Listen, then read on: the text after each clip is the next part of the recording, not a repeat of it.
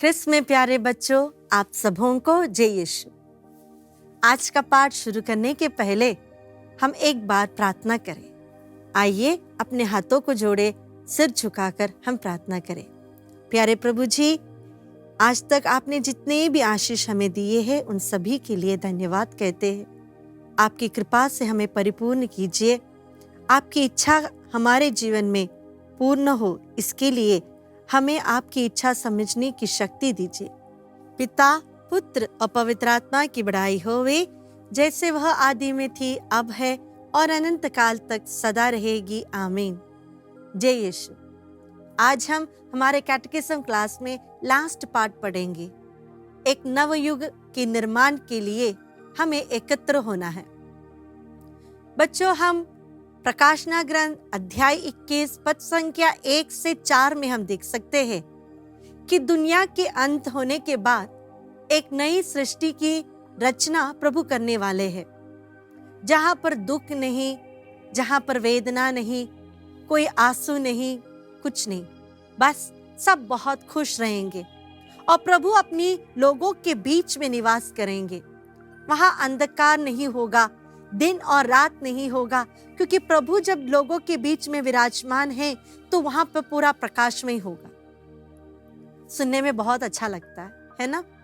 हम सबकी आशा है कि ऐसी एक दुनिया हो जहां पर लड़ाई ना हो, झगड़े ना हो, युद्ध ना हो, रोग ना हो, सब खुश रहे।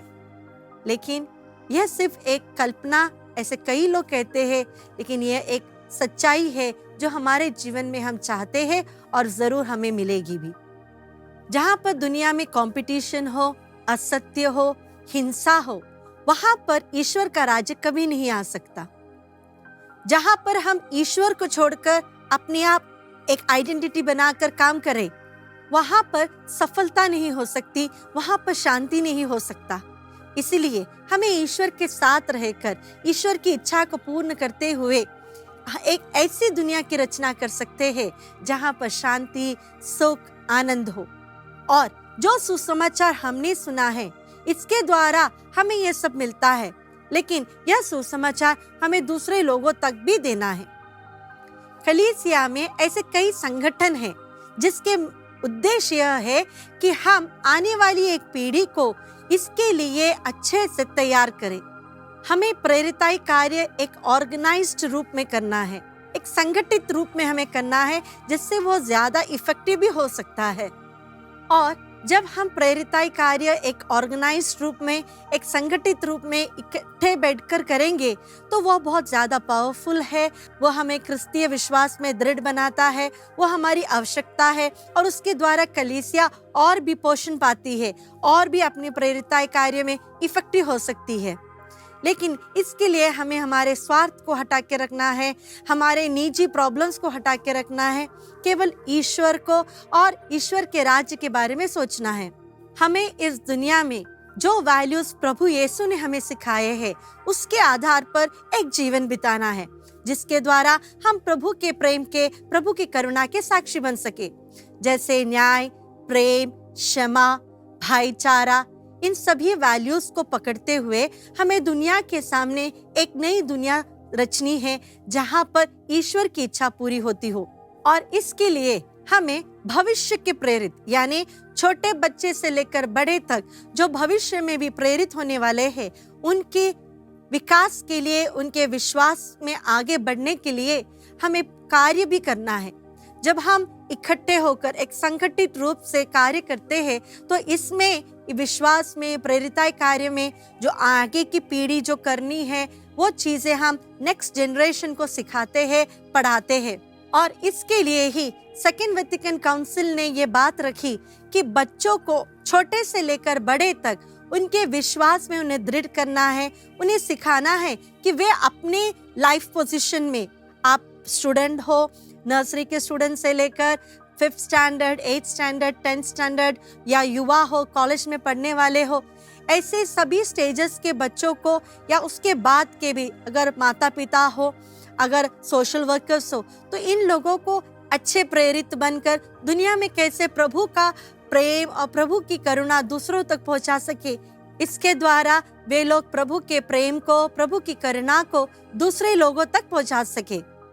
इसके लिए कई संगठन हमारे कलीसिया में हैं, जैसे कि एंजल्स ग्रुप या फिर ऑल्टर बॉयज के ग्रुप, यूथ या फिर कम्युनियन स्टूडेंट्स के ग्रुप या फिर मातृवेदी, पितृवेदी, Vincent de Paul, legion of Mary या फिर फ्रांसिस्कन्स के लेटी के ग्रुप। ऐसे कई ग्रुप्स फॉर्म होते हैं कलीसिया में, जिनका उद्देश्य यह है कि वे अपने जीवन में प्रभु के मूल्य के अनुसार एक जीवन बिताकर दूसरों के जीवन में प्रभु की प्रेम के साक्षी बने। और इन संगठन द्वारा, इन प्रेरित कार्यों के द्वारा हम कलीसिया को अधिक पोषण देते हैं, कलीसिया को और पवित्र करते हैं। हमें पता है कि हर एक पैरिश, एक कलीसिया, छोटी सी कलीसिया अपने आप में एक छोटी सी कलीसिया है, जो वहाँ के लोकल डायोसीशंस के साथ मिलकर, लोकल डायोसीशन बिशप के साथ मिलकर प्रेरित कार्य करती है और उनके कार्य काफी फलदायक भी होते हैं। इसलिए बच्चों, हमें भी अपनी ओर से जितना कुछ हमें होता है, जो कुछ छोटी चीजें हम दूसरों के लिए कर सकते हैं, वह करते हुए प्रभु के सुसमाचार को दुनिया तक पहुंचानी है। आपने 8वीं, 9वीं और 10वीं कक्षा में सीखा कि हम कैसे ईश्वर की जनता है, हमें कैसे ईश्वर की आराधना करनी चाहिए। और इस क्लास में हमने देखा कि कलीसिया किस प्रकार प्रेरितों का समूह है, कलीसिया किस प्रकार प्रेरिता ही है स्वभाव से। बच्चों, इन 8वीं, 9वीं और 10वीं कक्षा में आपने जो कुछ भी सीखा है, यह आपके जीवन से बहुत ही रिलेटेड है। एक बात हमें याद रहना चाहिए कि हम प्रभु के चुने हुए लोग हैं। ऐसे नहीं कि हम संसार के बाकी लोगों के जैसे कैसे भी रहे, नहीं, हम प्रभु के चुने हुए लोग हैं। आप, मैं, आपके परिवार के हर एक सदस्य।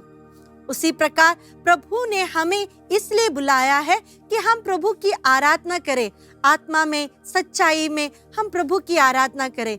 हम एक आराधना करने वाली एक जनता है। और तीसरी बात यह याद रहे कि प्रभु ने अपने सुसमाचार को इस दुनिया में चारों ओर फैलाने के लिए हर एक ईसाई को बुलाया है। इसके लिए हम कौन से भी मार्ग का इस्तेमाल कर सकते हैं। संत पापा फ्रांसिस कहते हैं कि whatever way, whichever way you can do the evangelization, do it. Only it means you have to do it. आप किसी भी तरीके से, किसी भी उपाय से, किसी भी चैनल से प्रेरिताई कार्य करो। कौन सा भी चैनल हो, लेकिन प्रेरिताई कार्य करो। वो बच्चों, हाँ बच्चों, हमारे जीवन में आप जिस पोजीशन में हो, आप स्टूडेंट है, अभी आपको 10th के एग्जाम्स की तैयारी भी होगी, लेकिन फिर भी अगर आप ईश्वर के लिए थोड़ा सा समय अलग रखे, अपने जीवन में थोड़ा सा बदलाव लाए, सो डेफिनेटली आप भी एक प्रेरित बनेंगे। आइए अपने हाथों को जोड़े, सिर झुकाकर हम प्रार्थना करें। प्यारे प्रभु जी, आज तक आपने जितना कुछ हमें सिखाया, इन सभी बातों के लिए हम आपको धन्यवाद देते हैं। हमें यह कृपा दीजिए कि हम आपके प्रेम से परिपूर्ण होकर, हम जिस अवस्था में हैं, उस अवस्था में आपके सुसमाचार का प्रचार कर सके, आपके प्रेम को इस दुनिया में बांट सके। हमें आपकी पवित्र आत्मा की जरूरत है। आपकी पवित्र आत्मा से हमें परिपूर्ण कीजिए, सामर्थ्य दीजिए, ताकि धीरता के साथ हम आपकी सेवा कर सके। यही प्रार्थना हम करते हैं हमारे प्रभु यीशु क्रिस्त के द्वारा। आमीन। पिता, पुत्र और पवित्र आत्मा के नाम पर आमीन। आप सबों को जय यीशु।